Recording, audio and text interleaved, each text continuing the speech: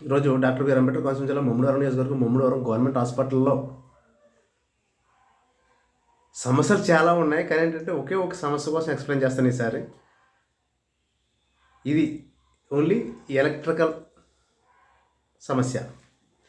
ఈ ముమ్మడివరం గవర్నమెంట్ హాస్పిటల్లో power distribution చేయడంలో 90% విఫలమైంది. East power distribution company plus అధికారులు. దానికి వివరణ ఇస్తున్నాను నేను. ముమ్మడివరం సామాజిక ఆరోగ్య కేంద్రం లోపలికి ఒకసారి వెళ్ళండి. అసలు పవర్ సెక్షన్ చూడండి, విద్యుత్ సరఫరా సెక్షన్. ఫస్ట్ పవర్ ఎక్కడికి వస్తుంది? మీటరింగ్ ప్యానల్ నుంచి మెయిన్ ప్యానల్కి వస్తుంది. ఈ మెయిన్ ప్యానల్ బోర్డుకి ఇన్కమింగ్ వస్తే ఈ మెయిన్ ప్యానల్ బోర్డు దగ్గర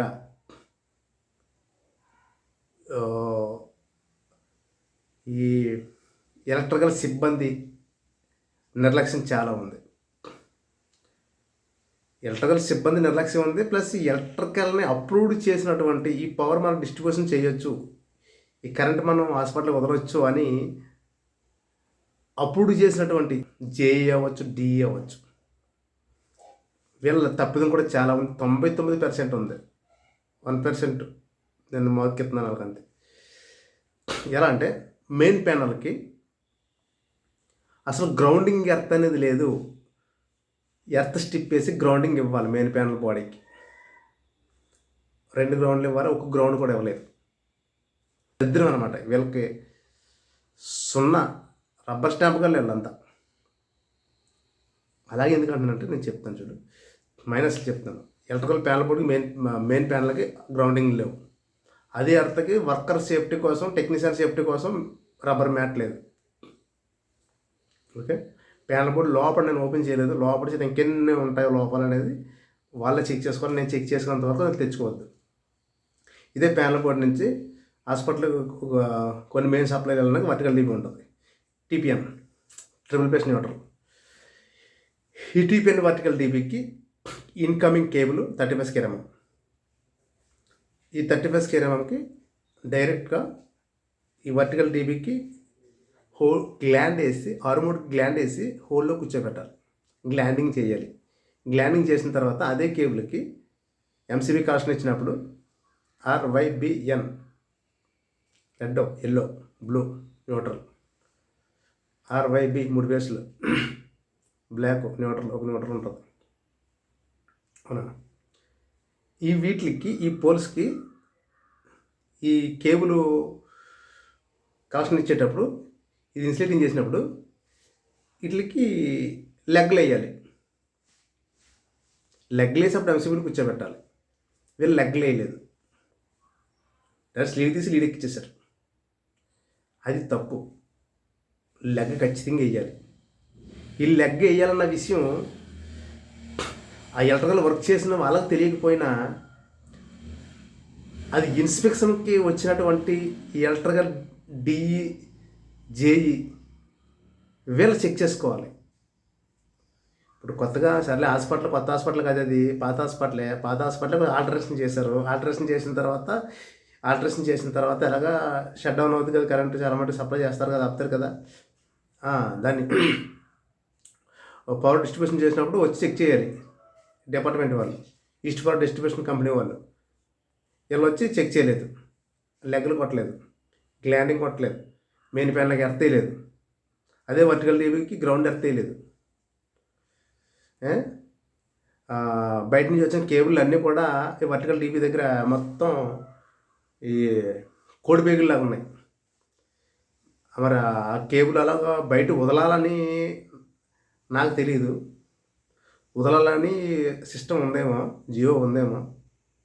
కేబుల్ అన్నీ క్యారిడార్లోనే, వర్టికల్ టీవీ ఉన్నటువంటి ప్లేస్ అనేది ఆ క్యారిడార్లోనే ఈ కేబుల్స్ అన్నీ వెచ్చరవిడిగా వదిలేయాలని వాళ్ళకి తెలిసేమో.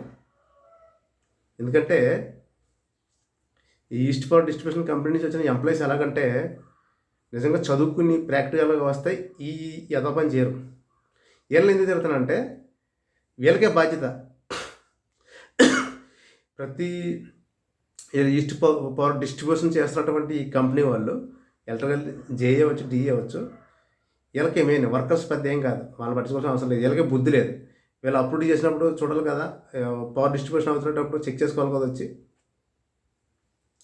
కేబుల్ కనెక్షన్ ఎలా ఇచ్చారు, వైరింగ్ ఎలా జరిగింది, ఇన్సులేటింగ్ ఎలా చేశారు, ప్యానల్ బోర్డ్ ఎరెక్షన్ ఎలా జరిగింది, అన్నిటి గ్రౌండింగ్ ఉందా లేదా, అసలు హాస్పిటల్లో పవర్ సప్లై కరెక్ట్గా ఉందా లేదా చూసుకోవాల్సిన బాధ్యత వీళ్ళకుంది. అవునే కదా.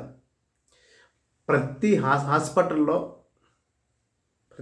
పక్కన పెట్టి ప్రజెంట్ ఈ హాస్పిటల్లో, మూడోరు హాస్పిటల్లో ప్రతి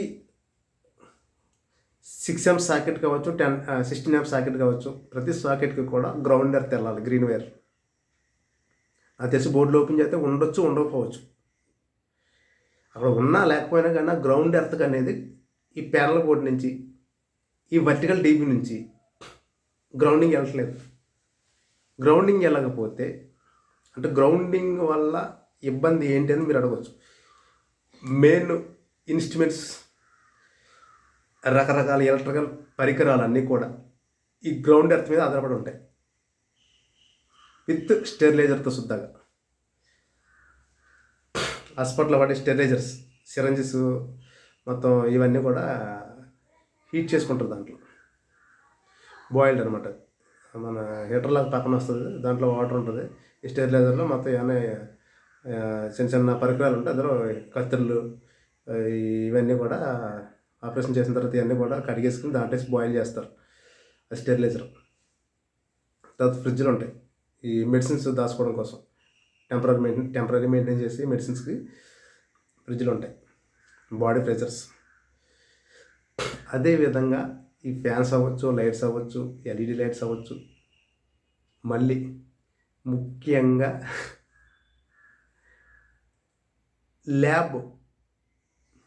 ల్యాబ్లో ల్యాబ్ టెక్నీషియన్ యూజ్ చేసేటువంటి ఎక్విప్మెంట్స్, ఈ ఎక్విప్మెంట్స్ కూడా చాలా అవసరం, చాలా కాస్ట్ ఎక్కువ ఈ ఎక్విప్మెంట్స్. వీళ్ళు గ్రౌండింగ్ ల్యాబ్ సరిగ్గా పనిచేయవు, పోతూ ఉంటాయి, కాలిపోతూ ఉంటాయి. కనుక గ్రౌండింగ్ అవసరం. దీనికి అలా గ్రౌండింగ్ అనేది ఇవ్వలేదని నేను ఖచ్చితంగా చెప్తాను, నేను చూశాను కాబట్టి. ఈ వర్టికల్ లెవెల్ నుంచి గ్రౌండ్ వెళ్ళాలి, గ్రౌండింగ్ వెళ్ళలేదు, అది మైనస్.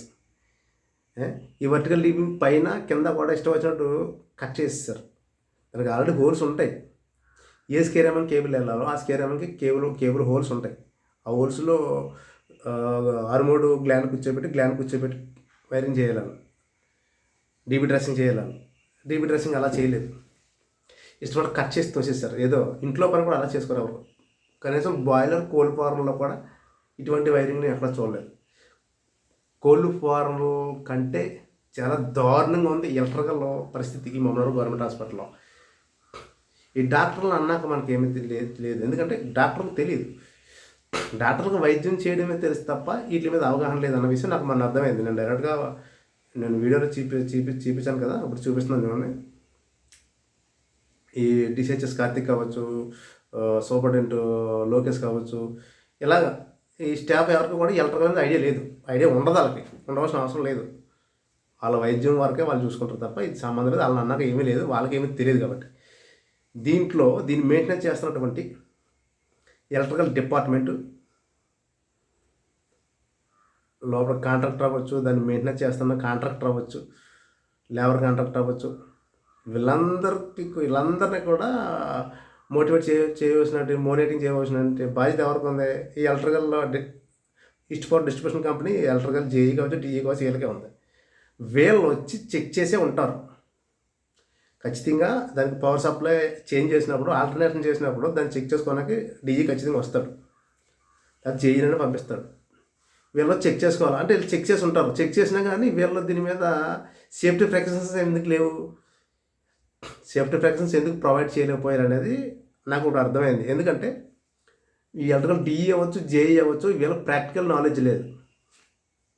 వీళ్ళు అసలు డిప్లొమా చేశారా, బీటెక్ చేశారా నాకే అర్థం కావట్లేదు. అసలు ప్రాక్టికల్ కూడా నాలెడ్జ్ లేదు. ఎందుకంటే వీళ్ళలో నాకు తెలిసి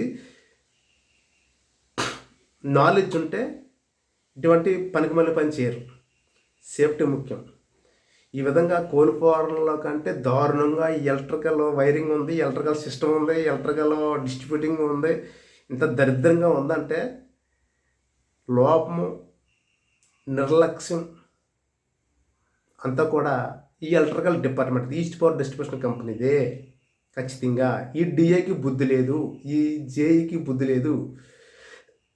బుద్ధి లేకుండా వీళ్ళు ఏమన్నంటే ఇది వీళ్ళకి ఒక భాషలో అనాలి. నేను నా వల్గర్ భాష ఆల్రెడీ తగ్గించాను. నా వల్గర్ భాషలో తిడితే సిస్టమ్ ఏరేలా ఉంటుంది, అది కూడా అంతవరకు తెచ్చుకోవద్దు. ఈ electrical department east power distribution కంపెనీకి ఈ ఈ డిఈజేఈకి కళ్ళు లేవు. కళ్ళు లేవు అనగా కళ్ళు ఉన్నాయి, కళ్ళు ఉన్న గుడ్డోళ్ళు లేరు. కళ్ళు ఉన్నాయి కానీ కళ్ళతో చూడలేరు. వీళ్ళలో లోపం ఉంది, వీళ్ళకి కళ్ళతో చూడలేరు. అందుకే వీళ్ళు కళ్ళున్న గుడ్డోళ్ళు అంటున్నాను. వీళ్ళని అసలు అన్నం తింటున్నారో గడ్డి తింటున్నారో తెలియట్లేదు నాకు.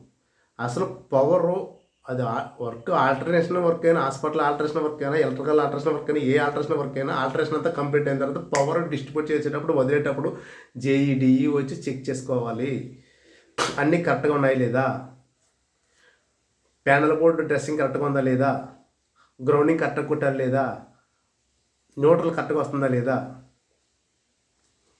క్లాంప్ మీటర్ పెట్టి యాంప్స్ ఎంత వస్తుంది, మన 415 వోల్ట్స్ వస్తుందా, అది 450 వస్తుందా, 460 వస్తుందా, మనకి ఎంత రావాలి. ఆ ప్యానల్ నుంచి వర్టికల్ టీవీకి వెళ్ళింది, వర్టికల్ టీవీలో డ్రెస్సింగ్ ఎలా ఉంది, టీవీ డ్రెస్సింగ్ నిజంగా టీవీ డ్రెస్సింగ్లో గ్రౌండింగ్ కనెక్టర్కి గ్రౌండింగ్ కొట్టారా లేదా, న్యూట్రల్ కనెక్టర్కి న్యూట్రల్ కొట్టారా లేదా, లేకపోతే టేబుల్ వేసి చుట్టేశారా, వైర్లన్నీ కలిపి టేబుల్ చుట్టేశారా, ఈ గ్రౌండింగ్ వైర్లన్నీ టేబుల్ వేసి చుట్టేశారా, అసలు ఏంటి టీవీ డ్రెస్సింగ్ ఎలా ఉండాలి అనేది ఈ ఎలక్ట్రికల్ డిపార్ట్మెంట్ జేఈకి డీజీకి తెలీదు. 100% వీళ్ళకి జీరో నాలెడ్జ్. నాకు తెలిసి వీళ్ళు ఏదో జాబ్లు ఎలాగ వచ్చినాయో నాకు అర్థమవుతుంది. ఇప్పుడు మొన్న కటరకూర మండలం పల్లంకూర పంచాయతీ, మా పల్లంకూరే బోలపేట దగ్గర డామ్ ఉంది కదా, డామ్ దగ్గర సబ్ స్టేషన్ ఒకటి కన్స్ట్రక్షన్ చేసినట్టు విషయం అందరికీ తెలుసు. ఇది తెలియకుండా నేను చెప్తాను. బోలపేటలో కన్స్ట్రక్షన్ జరిగింది ఒకటి పవర్ సబ్ స్టేషన్. ఈ సబ్ స్టేషన్లో ఉద్యోగాలు డబ్బున్న వాడికి ఇచ్చారు. ఇది నాకు జగమెరిగిన సత్యం. 8 లక్షలకు అమ్ముకున్నారు పోస్ట్.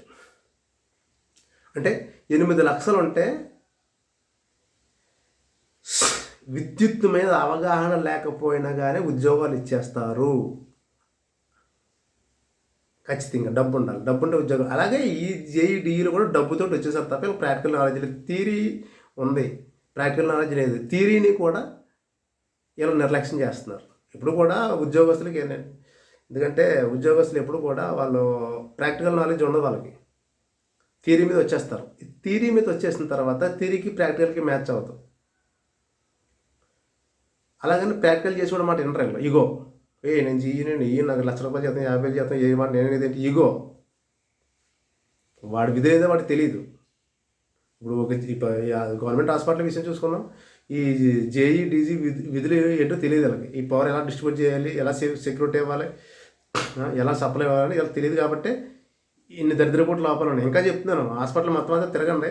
ఈ వీడియో అయిన తర్వాత ముందు ప్యానల్ దగ్గరికి వెళ్ళండి. ప్యానల్ కూడా నేను చెప్పింది కరెక్ట్గా లేదా, ప్యానల్ నుంచి డిస్ట్రిబ్యూటర్ వర్టికల్ టీవీ దగ్గరికి వెళ్ళండి, నేను చెప్పిన కరెక్ట్గా ఉన్నాయి లేదా, హాస్పిటల్ క్యాలెండర్ మొత్తం తిరగండి.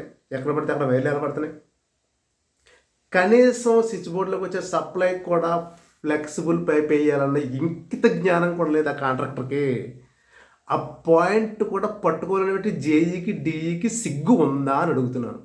నువ్వు హాస్పిటల్కి ఇన్స్పెక్షన్కి వచ్చినప్పుడు, పవర్ ఆల్టరేషన్ చేసినప్పుడు, ఆల్టరేషన్ ఏమేమి చేశాడు, ఎలక్ట్రికల్ కరెక్ట్గా ఉందా లేదా, ఈ సేఫ్టీ వాళ్ళు ఏం పీకుతున్నారని నేను అడుగుతున్నాను.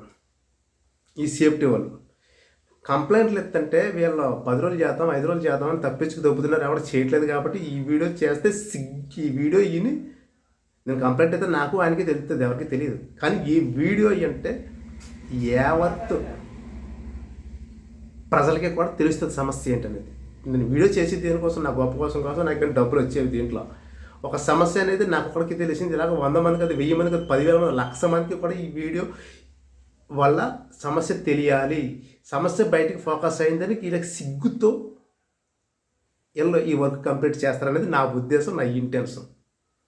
దానికోసం వీడియో చేస్తాను నేను సమస్య పైన. కొన్ని కంప్లైంట్ ఇచ్చేస్తే అది ఎవరికి తెలియదు, 10 మందికి తెలియాలి. వీళ్ళు చేసిన యథో పని అనేది నలుగురికి తెలియాలని వీడియో చేస్తున్నాను. నేను లోపాలు ఉన్నాయి, ఈ ఎలక్ట్రికల్ డీఈకి జేఈకి సిగ్గు అనేది లేదు. వీళ్ళు 30,000 జీతం అయితే 40,000 60,000 జీతం అయితే 30,000 జీతం అనుకో, ఒకవేళ రోజుకి 1,000 రూపాయలు.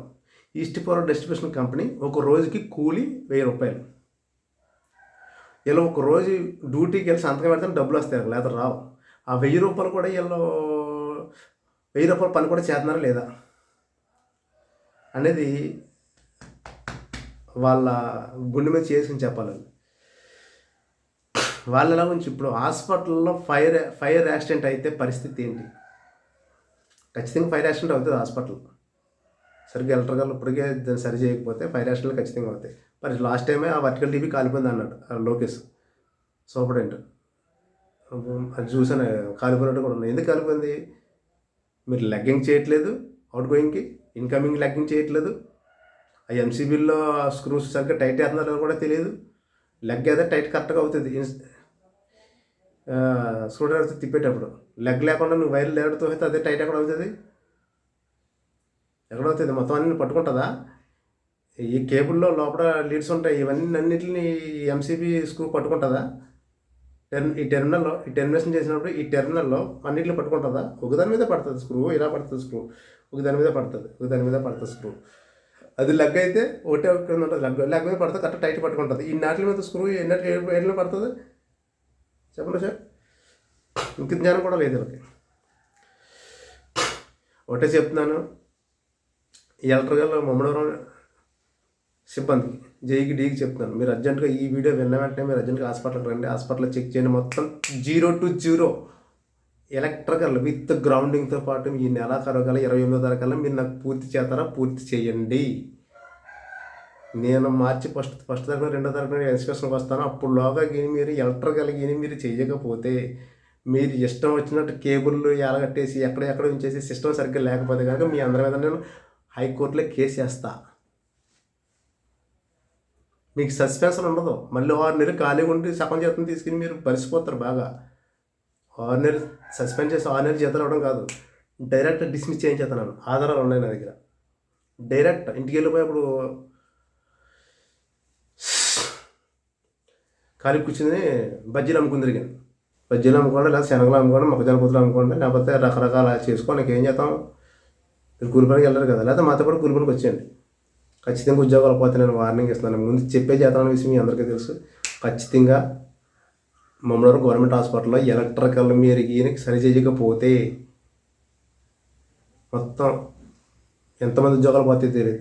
డైరెక్ట్ హైకోర్టులు వేసి మీ మీద క్రిమినల్ చర్యలు తీసుకునే అవకాశాలు కూడా ఉన్నాయని ఈ ఈస్ట్ పవర్ డిస్ట్రిబ్యూషన్ కంపెనీ అధికారులకు చెప్తున్నాను నేను. జిల్లా అధికారులు కావచ్చు, మమ్మల్ని అధికారులు కావచ్చు, నియోజకవర్గం అధికారులు కావచ్చు, మమ్మల్ని మండలం అధికారులు కావచ్చు, మీ అందరికీ వార్నింగ్ ఇస్తున్నాను. 28వ తారీఖు దాకా టైం ఇస్తున్నాను. ఫిబ్రవరి 28. మీరు పట్టా క్లియర్ చేస్తారా? చేయండి. లేకపోతే మాత్రం పగిలిపోద్ది ఒక్కొక్కడికి. చూసుకో. మళ్ళీ మీ పొట్టలు కొట్టిన పాపం నాకొద్దు. నేను వార్నింగ్ ఇస్తున్నాను. మీరు సరి చేయండి. మీ ఎదురుకి మీరు సరిగ్గా న్యాయం చేయండి. మీరు 10 లక్షలు ఎట్టి ఉద్యోగం కొనుక్కున్నారో, 20 లక్షలు ఎట్టి ఉద్యోగం కొనుక్కున్నారో నాకెందుకు? ఉద్యోగాలు కొనుక్కుంటే నాకెందుకు? మీలాంటి అందరికీ ఉద్యోగాలు ఇస్తారా? వాళ్ళకి పదవులు ఇస్తే గాడిదలకు కొమ్ములు వచ్చినాయి అన్నాడంట. గాడిదలకు ఉన్న కొమ్ములు కాదు, ఈ చెవులు. ఈ చెవుల్ని కొమ్ములు అనుకుంటారు అట్లా. నాకు అత్తల కోపానికి దిగమింగుకుంటున్నాను నేను. నాకు మామూలుగా రావట్లేదు మీ మీద కోపం నాకు. చూడండి అసలు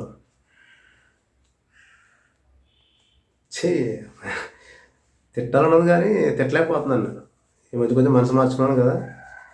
కానీ ఖచ్చితంగా మార్చి 1వ తారీఖున ఒక్కడికి రౌండ్ అయిపోతారు. పేర్లు పెట్టి తిడతాను సార్ నేను. ఖచ్చితంగా 10 మందికి తెలియాలనే తిడుతున్నాను. మీరు చేసి యథోపాన్ని 10 మందికి తెలియాలని తిడతాను తప్ప వేరేలా కాదు. ఉంటాను మరి.